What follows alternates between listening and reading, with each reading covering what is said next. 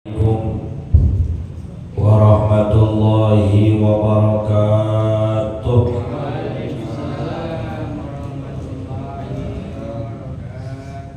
Bismillahirrahmanirrahim. Alhamdulillahi rabbil alamin. Allahumma salli wa sallim ala sayyidina Muhammadin wa ala alihi wa sahbihi ajma'in, amma ba'du. Fa inna asdaqal hadithi kitabullah wa khairal hadyi hadyu sayyidina Muhammadin sallallahu alaihi wasallam, wa syarral umuri muhdatsatuha wa kullu muhdatsatin bid'ah wa kullu bid'atin dhalalah wa kullu dhalalatin finnar. Subhanaka la ilma lana illa ma 'allamtana innaka antal alimul hakim. Rabbi shrah li sadri wa yassir li amri wahlul 'uqdatam min lisani yafqahu qawli. Amin. Yang sama-sama kita hormati dan muliakan para asatidz, para orang tua, para sesepuh, segenap pengurus dan jamaah Masjid Al-Anwar yang dimuliakan oleh Allah. Alhamdulillah, kita masih bisa merasakan berbagai nikmat dan karunia pemberian Allah. Mudah-mudahan berbekal nikmat tersebut senantiasa kita bisa menambah kualitas dan kuantitas amal ibadah guna dijadikan sebagai bekal menuju kehidupan akhirat nanti. Amin ya rabbal alamin. Kita awali pengajian ini dengan membaca suratul Fatihah. Kita niatkan pahalanya sampaikan kepada pengarang kitab yang kita kaji, yaitu Syekh Muhyiddin Abu Zakaria Yahya bin Syaraf An-Nawawi Ad-Dimashqi, juga kepada orang-orang yang telah berjasa mewakafkan harta dan tanahnya untuk kepentingan masjid kita ini, pada orang-orang tua kita, kakek nenek kita, sanak famili, saudara serta guru-guru kita yang telah meninggal dunia, wabil khusus mereka yang pernah menyebarkan ilmunya di tempat kita, di antaranya almarhum Al-Maqullah Kiai Haji Ahmad Rifyan Hidayat Irsi, almarhum Al-Maqullah Kiai Haji Abdul Rashid bin Haji Muhammad Siddiq, almarhum Al-Maqullah Kiai Haji Abdul Rahim bin Haji Muhammad Siddiq, almarhum Al-Maqullah Kiai Haji Anwar bin Haji Muhammad, almarhum Al-Maqullah Kiai Haji Abdul Rahman bin Haji Salihun. Semoga Allah Subhanahu wa ta'ala ampuni segala dosa dan kesalahannya. Allah terima amal ibadahnya. Allah jadikan kuburnya raudhah min riyadil jannah. Biniyatul qabul wa biyahir rasul. Al-Fatihah.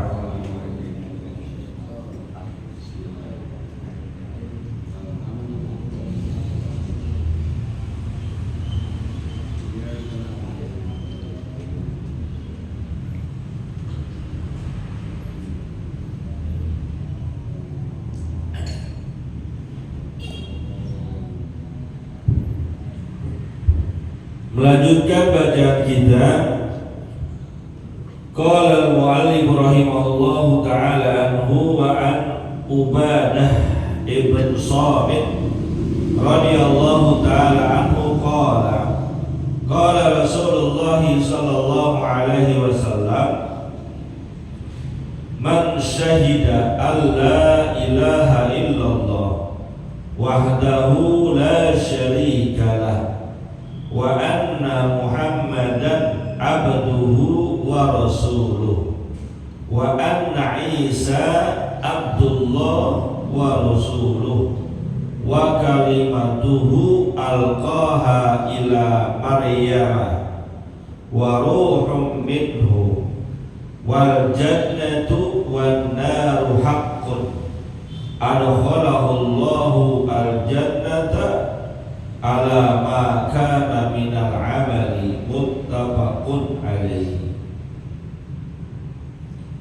Melanjutkan pembahasan kitab Riyadhus Shalihin pada bab tentang banyaknya harapan Allah, rahmat Allah buat kita. Ada hadis yang diriwayatkan oleh sahabat Nabi bernama Ubadah ibn Samit radhiyallahu taala anhu bahwasanya baginda Nabi kita Muhammad sallallahu alaihi wasallam bersabda, "Man syahida an la ilaha illallah." Siapa orang yang bersaksi bahwa tiada Tuhan selain Allah, bersyahadat dia, wahdahu la syarikalah, Allah itu Tuhan yang Maha Esa, tunggal, la syarikalah, enggak ada sekutu baginya, enggak ada yang bisa menyamai kekuatannya, enggak ada yang bisa menandingi kekuasaannya. Sendiri dia Allah Subhanahu wa taala. Enggak perlu orang lain, enggak perlu bantuan siapa-siapa. Qiyamuhu binafsihi. Allah itu ketuhanannya tanpa bantuan yang lain. Maksudnya seandainya seluruh makhluk yang ada di alam semesta ini tidak mengakui Allah sebagai Tuhan, maka Allah tetap Tuhan, nggak ngaruh. Beda sama kita. Kita ini dikatakan pinter karena ada yang bodoh. Kita ini dianggap kaya karena ada yang miskin. Kita ini dianggap hebat karena ada yang lemah. Kita ini dianggap sultan karena ada yang rakyat jelata. Kita ini membutuhkan yang lainnya. Tapi Allah Subhanahu wa taala sebagai Tuhan gak butuh yang lain. Seandainya tidak ada makhluk sekalipun, Allah tetap Tuhan. Seandainya seluruh makhluk tidak mengakui Dia sebagai Tuhan, Allah tetap Tuhan. Seandainya seluruh dunia nggak ada yang menyembah kepadanya, nggak ada yang sholat, kubur semuanya, Allah tetap Tuhan.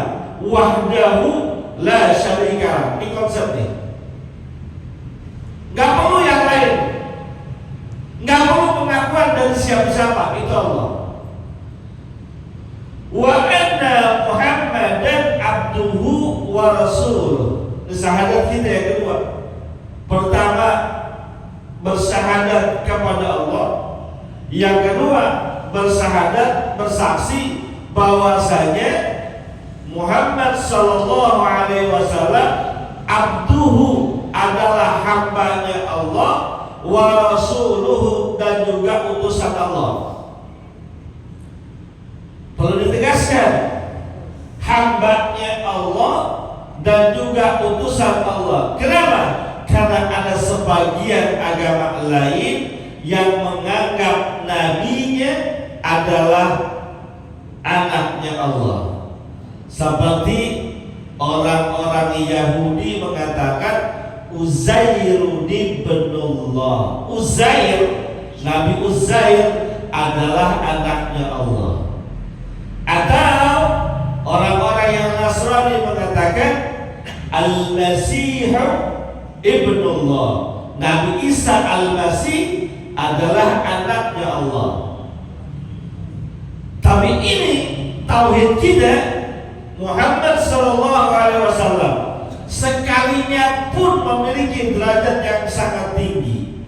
Allah sering puji kebaikannya, Allah angkat derajatnya, Allah tinggikan penyebutannya.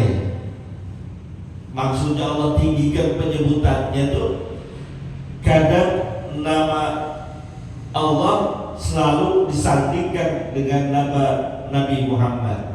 Contohnya La ilaha illallah Muhammadur Rasulullah. Wa rafa'na laka dzikra. Allah katakan, kami angkat sebutan-sebutan untukmu. Bahkan Allah katakan, wa innaka la'ala khuluqin azim. Sesungguhnya engkau ya Muhammad berada dalam budi pekerti yang sangat agung luar biasa. Hebat Nabi Muhammad, tinggi derajatnya, tapi tetap abduhu wa rasuluh. Keyakinan kita, Nabi Muhammad adalah hambanya Allah dan juga utusan Allah. Persaksian kita. Lanjut, wa anna Isa Abdullah. Keyakinan kita juga bahwasanya Nabi Isa adalah hambanya Allah, enggak lebih.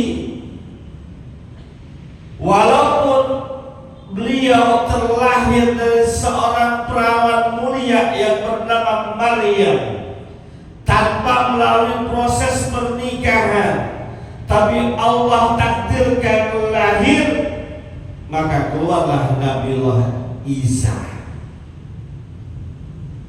Bagi Allah ada yang mustahil.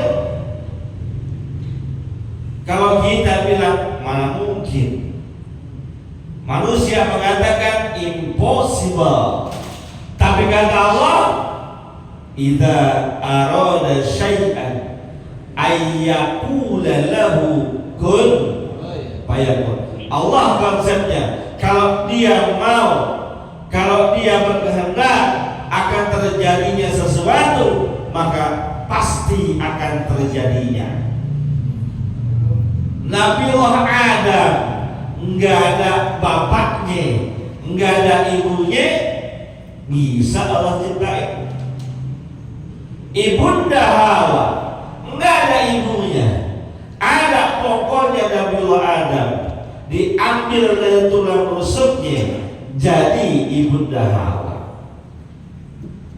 Nabiullah Isa ada emaknya, bapaknya enggak ada. Kalau kata Allah kun fayakun, jadi Nabiullah Isa. Maka walaupun bagaimana, Isa Abdullah, Isa adalah hambanya Allah. Yang namanya hamba ya begitu, nggak bisa naik derajat menjadi anak Tuhan. Bahkan Allah Subhanahu wa ta'ala secara jelas mengatakan, laqad kafara alladzina qalu, sesungguhnya telah kafir siapa? Mereka yang mengatakan Isa ibnullah, Isa adalah anak Allah. Kafir tuh menurut akidah kita. Biar kata dia baik kayak gimana, biar kata dia sering ke tempat ibadahnya, kalau masih menganggap Isa anak Tuhan, kafir.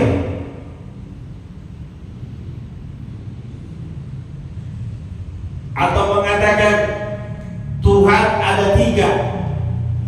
Allah katakan laqad kafara alladziina qalu innallaha tsalitsu tsalatsa. Sungguh kafir kata Allah. Siapa? Mereka yang mengatakan Allah itu Trinitas. Kafir menurut akidah kita. Maksud saya katakan ini akidah, jangan sampai kendor, jangan sampai luntur keyakinan kita. Mau dibujuk bagaimanapun, mau diiming-imingi dengan kekayaan, jabatan ataupun pekerjaan, tetap jangan mau. Kenapa? Kafir. Kalau kafir urusannya neraka. Kan dalam pembahasan sebelumnya sudah kita bacakan ayatnya. Sesungguhnya yang layak masuk neraka itu hanya orang-orang yang ingkar dan mendustakan ajaran Allah. Maka walaupun baiknya mereka, dermawannya mereka, bagus akhlak budi pekertinya, menurut akidah kita kafir udah. Dengan kata lain, kalau ada orang yang masih mengakui Allah sebagai Tuhannya, Muhammad sebagai Rasulnya, tidak menjadikan Nabi Isa sebagai Tuhannya, atau tidak menjadikan benda-benda makhluk-makhluk lain sebagai Tuhannya, Islamnya masih selamat, harapan surga ada. Tapi kalau udah menyimpang, nyeleweng, mengakui adanya Tuhan selain Allah, mengakui Isa sebagai anaknya Allah, hati-hati. Maka saya sampaikan kemarin, ada ulama yang berbeda pendapat mengenai ucapan selamat Natal. Ada yang membolehkan, saya tahu siapa yang membolehkan, saya tahu dasar dan dalilnya, saya ngerti maksud dan tujuannya. Tapi ada juga yang mengharapkan dan tidak membolehkan. Maka untuk urusan ini kita jaga diri, lebih baik menjauhi, jangan ucapin begitu. Cari aman, nggak usah nyerempet jadi orang. Karena bagi mereka Natal itu adalah hari lahirnya Tuhan Yesus Kristus. Maka sebaiknya cari aman. Lagi ngapain kita tahu-tahu ngucapin? Gak ada urusannya sama kita, gak ada kepentingannya sama kita. Tapi Pak Ustadz, saya punya tetangga, orang kafir, orang Kristen. Setiap kita hari raya Idul Fitri, dia datang ke rumah saya. Kadang bawa tentengan, bawa biskuit monde. Bagaimana Pak Ustadz? Ambil biskuitnya. Ya bukan cuma itu, kan hari raya kita dia datang. Tergiliran hari raya dia gimana? Ya gak usah datang, jangan gangguin. Entar saya dibilang tidak toleransi. Yang namanya toleransi adalah memberikan kebebasan sebebas-bebasnya kepada pemeluk agama tertentu untuk menjalankan kepercayaan agama sesuai dengan yang diyakininya. Kita nggak boleh ganggu, kita nggak boleh menghalang-halangi, kita nggak boleh melarang. Itu toleransi. Ada orang mau bikin Natalan di rumahnya, lingkungan kita Islam. Oh Pak, mohon maaf, nggak bisa Pak. Di sini hampir 100% penduduknya Islam, Bapak nggak boleh merayain. Itu salah. Biarin mereka merayakan, silakan. Toh perayaan mereka tetap akan menjadi meriah seandainya pun kita nggak datang ke sono. Sebaliknya, Lebaran kita pun, Idul Fitri kita pun tetap meriah seandainya mereka nggak datang ke rumah kita. Kan begitu? Ya. Jadi orang model kayak kita nggak usah ikut-ikutan. Pak Ustadz, ya saya kerja, lalu ada bos saya mewajibkan karyawannya memposting ucapan selamat Natal. Bagaimana? Ini kejadian banyak di lingkungan kita.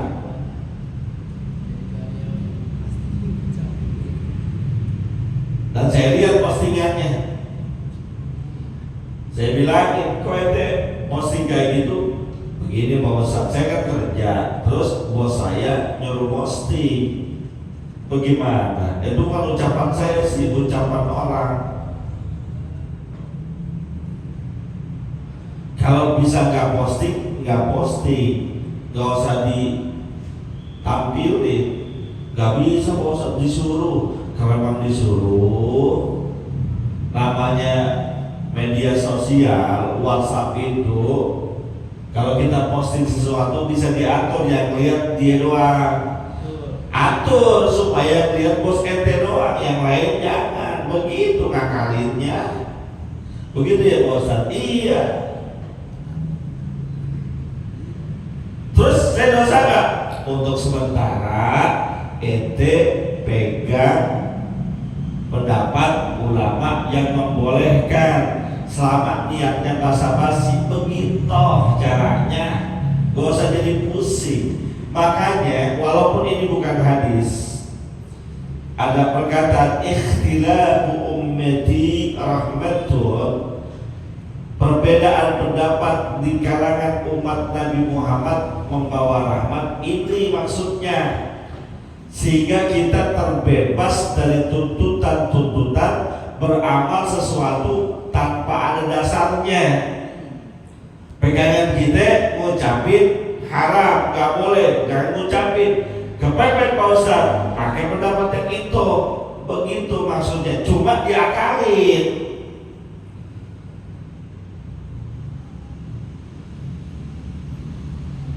Ngerinya berpengaruh kepada akidah kita. Begitu. Jadi clear tuh ya, ucapan selamat Natal clear.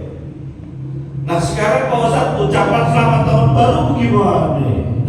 Nah bentar lagi itu tahun baru, ya. Biasanya kan 31 Januari, 31 Desember, berapa hari lagi? Mungkin tinggal hitungan 5-4 hari lagi. Happy New Year 2025. Bagaimana? Kalau saya memandangnya, tahun baru itu bukan bagian dari ibadah. Dia sifatnya duniawi. Terus boleh nggak ngerayainnya? Kalau perlu sih jangan. Nggak ada urusannya juga sama kita. Bakar petasan Pak Ustadz, udah beli harga 500.000. Yang punya duit udah siap bakar ayam. Yang duitnya di kita bakar ikan. Yang duitnya ngepas bakar ubi sama singkong. Yang gak punya duit bakar sampah. Bagaimana itu Pak Ustadz? Jangan niatin untuk rayain, karena gak ada urusannya sama kita. Tapi sekali lagi, bagi saya pergantian tahun itu urusan-urusan duniawi, gak ada urusan sama ibadah. Walaupun ada yang mengkait-kaitkannya dengan ibadah, tapi bagi saya enggak. Bakar petasan bagaimana? Ya kalau bakar petasan masuk pemborosan, dosa. Innal mubadzirina kanu ikhwanas. Pak Ustadz, ya saya paling tidur.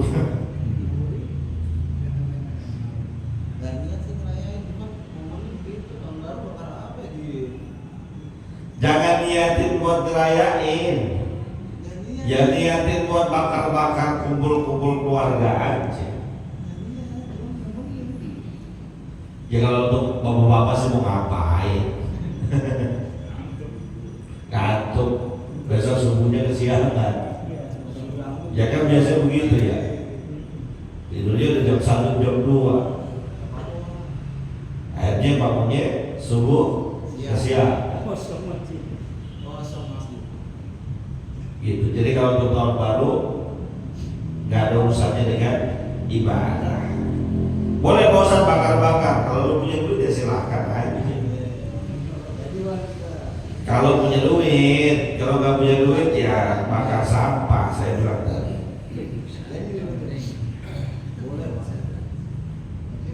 Tapi Pak Ustaz ada yang mengharapkan, ya silahkan kalau ada yang mengharapkan, silahkan.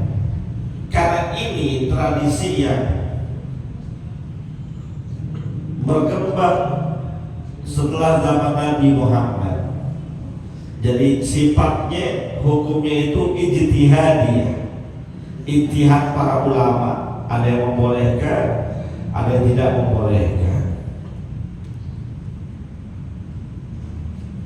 Gitu ya. Jadi ya kita mah kalau bisa nggak usah ikut-ikutan. Apalagi sampai beli petasan ratusan juta. Kalau menurut saya sayang daripada buat beli petasan 1 juta, 2 juta, mendingan kasih panitia Maulid Masjid Al-Anwar. Panitia masjidnya dibeli petasan. Baliklah. Jadi saya kasih tahu ya, saya mau di masjid saya nggak mau, kalau ada mau pasang petasan lo pakai duit sendiri.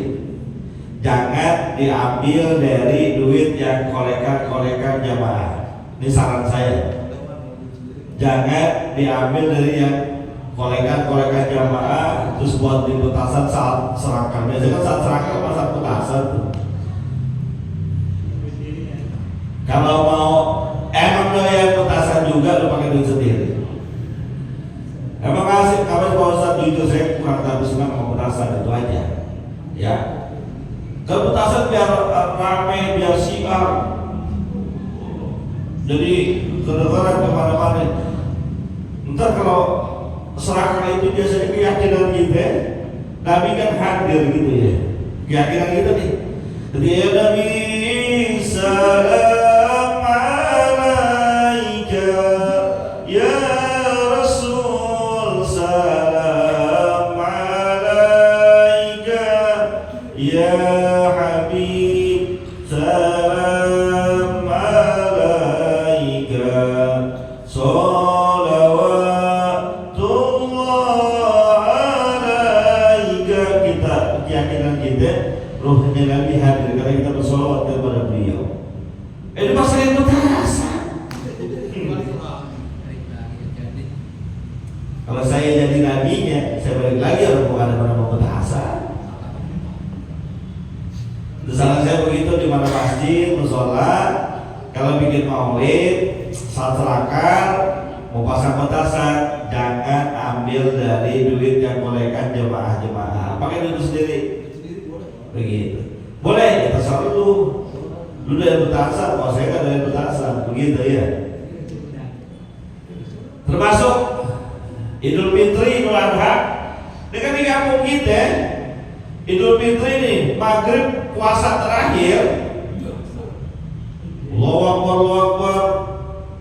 Allahu Akbar. Habis azan tuh, maghrib terakhir saat Ramadan, pasang petasan. Khotib turun dari mimbar, pasangin.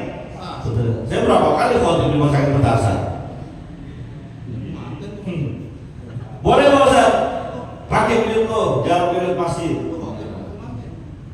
Kalau pakai duit masjid saya kurang setuju, jujur aja. Pakai duit ente kan petasan lo beli atau kalau cari donatur. Di Masjid Al-Anwar kira-kira yang petasan siapa nih? Pak Wawan itu mau beli petasan nih barang 5 meter. Semeternya 100.000. Betul ya? Berapa duit? Hah?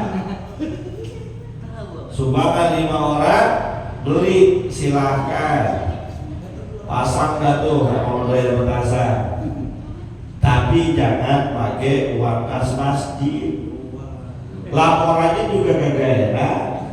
Uang kas masjid sekarang 10.500.000. Pemasukan 4.300.000. Pengeluaran buat beli petasan Idul Fitri ya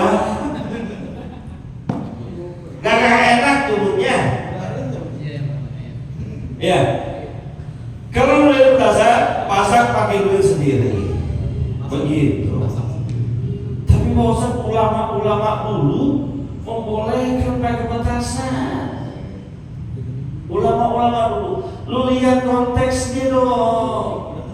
Kenapa ulama dulu membolehkan pakai petasan? Karena media elektronik masih jarang, media sosial masih belum ada, maka rumah masih jauh-jauh, kebun luas, maka dipasangkan petasan supaya tanda. Maka kalau duluan lagi tanda masuk Ramadan dan tanda berakhirnya Ramadan saat pemerintah Hindia Belanda pakai meriam dur 3 kali puasa besok. Zaman sekarang diganti sama petasan jeburan dua.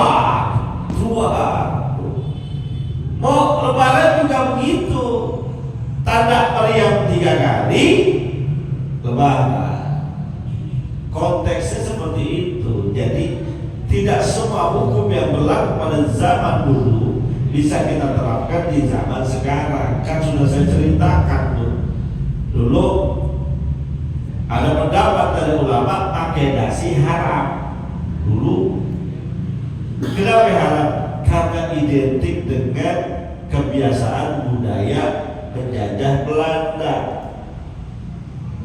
Diharapkan supaya gak niru-niru mirip-mirip dengan orang-orang yang jajah negeri kita. Zaman sekarang kalau diharamin repot.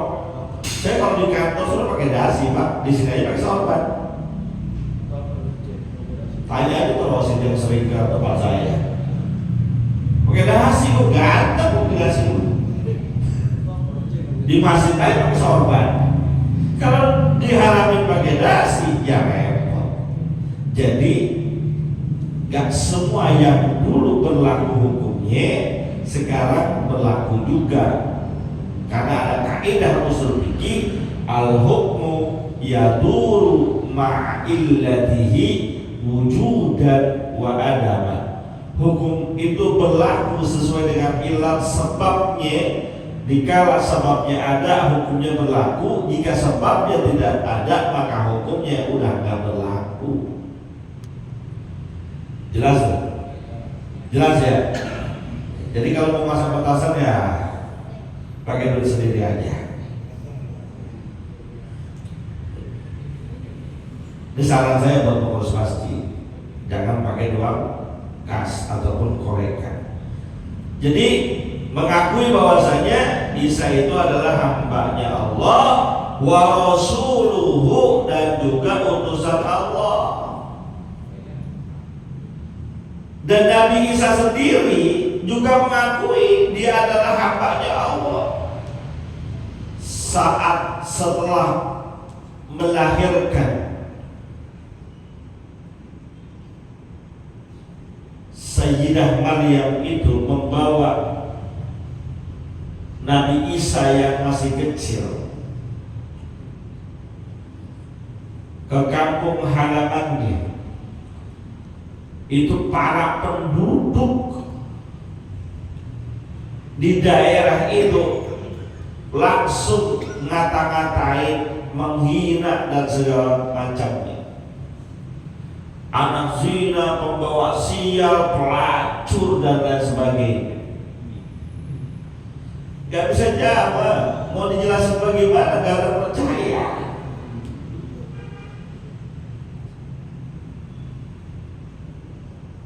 Makanya beliau mengatakan, inni nadartu lirrahmani sawma walan ukallimal yauma insiya.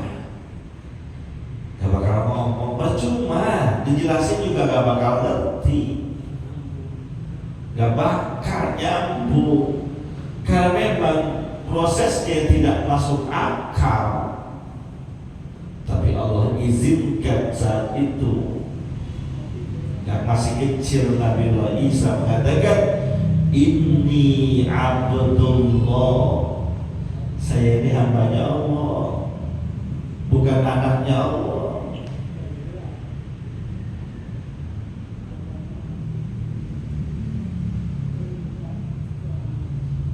yang di kemudian hari setelah dewasa menjadi Rasulnya Allah, utusannya Allah, bukan anaknya Allah, utusan. Bahkan Nabiullah Isa dalam akidah kita sesuai dengan hadis-hadis sahih, nanti di akhir zaman akan turun ke bumi. Tugasnya dua, tugas utamanya membunuh Dajjal. Karena Dajjal laknatullah alaih gak bisa dibunuh oleh siapapun kecuali oleh Nabi Isa. Dajjal itu luar biasa kemampuannya, kehebatannya. Maka kita berlindung kepada Allah supaya gak ketemu dengan Dajjal. Nanti yang akan bisa membunuh Dajjal Nabiullah Isa alaihissalatu wassalam. Tugas pertama. Tugas yang kedua, menjelaskan bahwa dia adalah pengikut ajaran Nabi Muhammad SAW yang mengatakan La ilaha illallah Muhammadur Rasulullah, membatalkan semua akidah orang Kristen saat itu.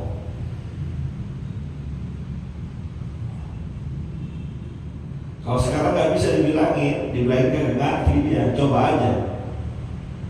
Saya sering nonton video debat ahli Quran dengan ahli Injil, pendeta-pendeta dengan ahli-ahli debat. Wah, nggak ngerti dibilangin. Tapi nanti Nabiullah Isa yang akan menjelaskan bahwa akidah orang Nasrani, orang Kristen batal. Kenapa? La ilaha illallah Muhammadur Rasulullah. Selanjutnya, wal jannatu wan naru haqqun. Setelah kita yakini tiada Tuhan selain Allah, Nabi Muhammad adalah utusan Allah, kita yakini bahwa wal jannatu wan naru haqqun, surga neraka benar adanya. Kudu yakin. Kenapa? Karena ada sebagian orang nggak percaya ada surga neraka, nggak percaya. Zaman sekarang banyak yang begitu. Gua nggak percaya ada surga. Gue gak percaya ada neraka. Apa iya ada neraka yang panas begitu? Apa iya ada tempat yang begitu indah luar biasa? Makanya Pak, dalam beragama itu kita perlu akal, perlu logika, tapi perlu juga keimanan. Gak semua masuk ke dalam logika kita. Maka ketika syariat, ajaran agama ini enggak mampu dicerna oleh logika dan otak kita, disitulah peran keimanan. Surga dan neraka secara logika enggak mungkin. Kenapa? Bagaimana ada tempat yang sangat luas luar biasa yang satu orang kapling di surganya melebihi luasnya langit dan luasnya bumi. Itu satu orang. Sekarang kalau yang masuk surga 5 miliar, berapa luasnya itu? Logika kita nggak nyampe, otak kita nggak sanggup mikirinnya. Itu baru surga, belum neraka. Tapi yang gak masuk akal ini harus kita terima dengan konsep keimanan. Gak semua masuk akal kita. Contoh nih, ajarannya gak masuk akal dalam Islam, gak masuk akal, perlu kita imani. Peristiwa Isra Mi'raj Secara akal, secara logika nggak mungkin. Tapi perlu pendekatan keimanan. Kalau udah bicaranya iman, nggak ada yang nggak mungkin bagi Allah. Jadi jangan sok-sok logika. Nggak masuk akal saya Pak Ustaz, nggak mungkin. Nggak semuanya harus diterima dengan logika. Satu lagi nih biar anda yakin. Ente wudhu, salah satu yang membatalkan wudhu apa? Keluar angin, kentut. Kentut itu keluarnya lewat mana? Pantat, dubur belakang kita. Coba bayangin, keluarnya dari pantat. Kenapa yang dibasuh muka, bukan pantat? Ayo coba, nggak masuk akal. Tapi iman,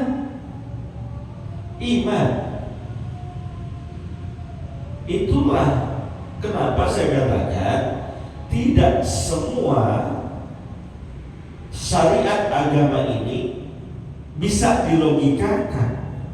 Walaupun ada yang pendapat semua bisa dimasukkan akal, enggak, bagi saya tetap ada dimensi-dimensi di mana yang berperan adalah keimanan, bukan otak logika kita. Azab kubur, coba otak kita nggak nyampe. Orang tempatnya sempit, bagaimana diazabnya? Iya, coba 1 kali 2 itu pun diuruk lagi, itu pun ditutup pakai papan, bagaimana azabnya? Otak kita mengatakan nggak mungkin. Tapi kalau udah iman, ya harus percaya. Begitu, maka beragama ini perlu logika, tapi jangan pernah melupakan iman. Ya, jadi kita dimasukin sekarang agamanya Islam, emang berdasarkan apa? Logika. Logika dari mana? Yang bawa ajaran Islam siapa? Yang bawa ajaran Islam siapa? Nabi Muhammad, betul? Ente kapan pernah ketemu Nabi Muhammad? Kapan Nabi Muhammad dakwah di kampung kita? Terus kenapa pada Islam? Ayo coba jawab. Kenapa pada Islam? Iman. Gak pakai logika. Logika kita gak nyampe. Arab di mana, Indonesia di mana, nabinya di mana, tapi kita tetap Islam. Kenapa? Iman. Ini hadir majlis salim, kalau kenapa? Hadir majlis salim kalau kenapa? Ilmu, selain ilmu, makan, selain makan, pahala, betul.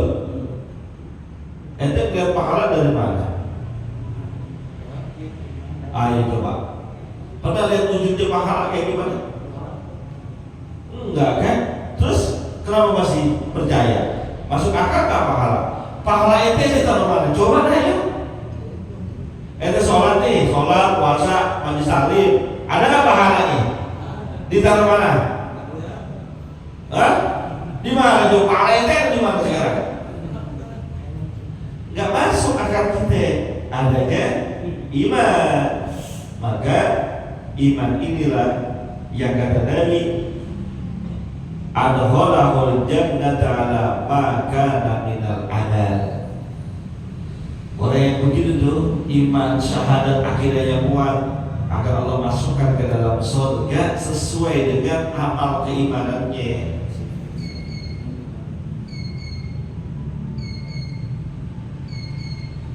Bukan dengan logikanya, tapi dengan keimanannya. Mudah-mudahan Allah Subhanahu wa taala jadikan kita Islam sejak lahir sampai wafat membawa keimanan yang akan mengantarkan kita ke surga Allah Subhanahu wa taala. Al-Fatihah.